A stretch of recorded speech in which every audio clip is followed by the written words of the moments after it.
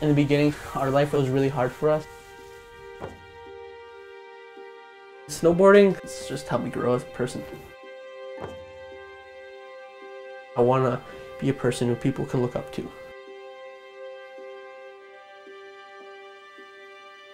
My name is Johnny Williams, and I'm a part of the First Nation snowboard team.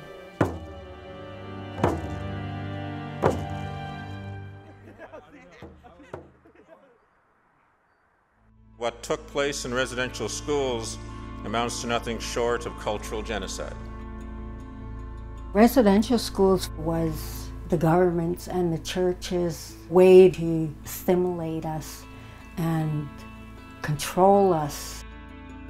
The last school closed in 1996.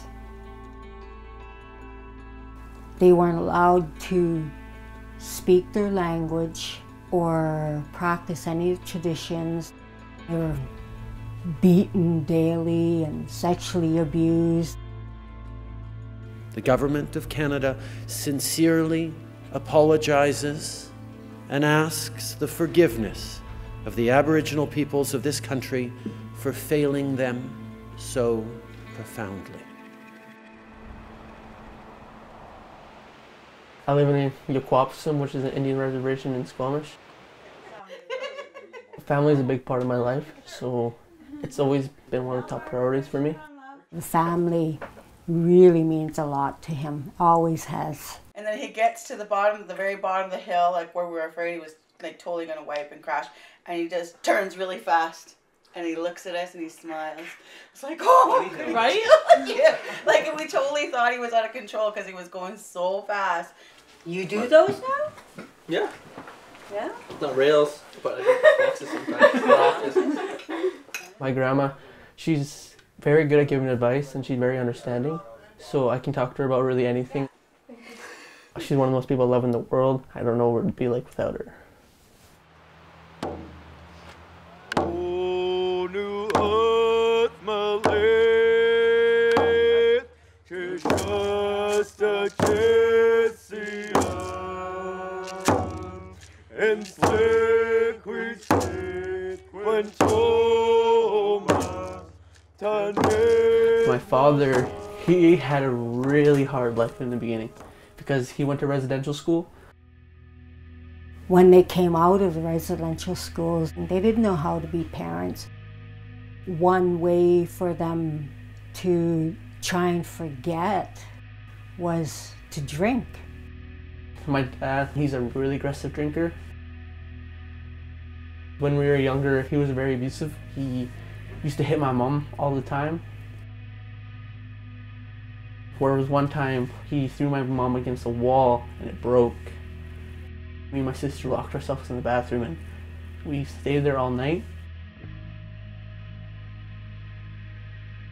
He left us when I was 16 and he sort of lost contact. I don't know if I'll see my dad again.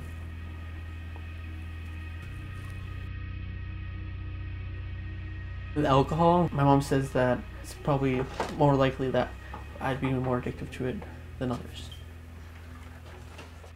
Just because of what happened when I was younger. I don't drink, and I at least try to stay healthy. That's why I'm a part of the First Nation snowboard team. The team has been a big part of my life. Remember when you broke your wrist? That wasn't very fun. That wasn't very fun. I joined the team when I was 7. Remember your first day on this mountain? Oh yeah, it was fun. Remember my first day? Remember there was a lot of falling and a lot of whining. That's day one. Good days. Look how we are now. They want you to try to have a good lifestyle. They want you to not drink, to do drugs. They want to give opportunities to First Nation kids who don't really have that kind of money to be able to do these kind of things. I love snowboarding. It's so much fun. It's one of the things I'll probably do until I die.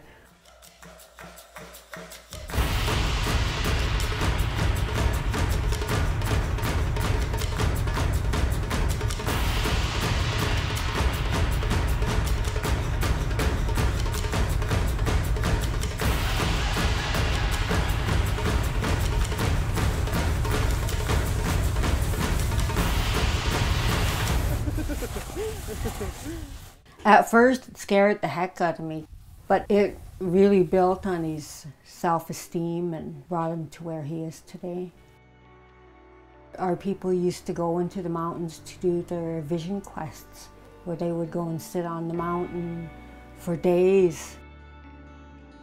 What Johnny's doing with the snowboarding, he's up in the mountains, being out on the land, just getting that spiritual connection to the land and everything that it provides us with. When I go snowboarding or do anything outside, I feel calmer. I feel like I belong here. I feel it's like where I should be. Land is very important in First Nations.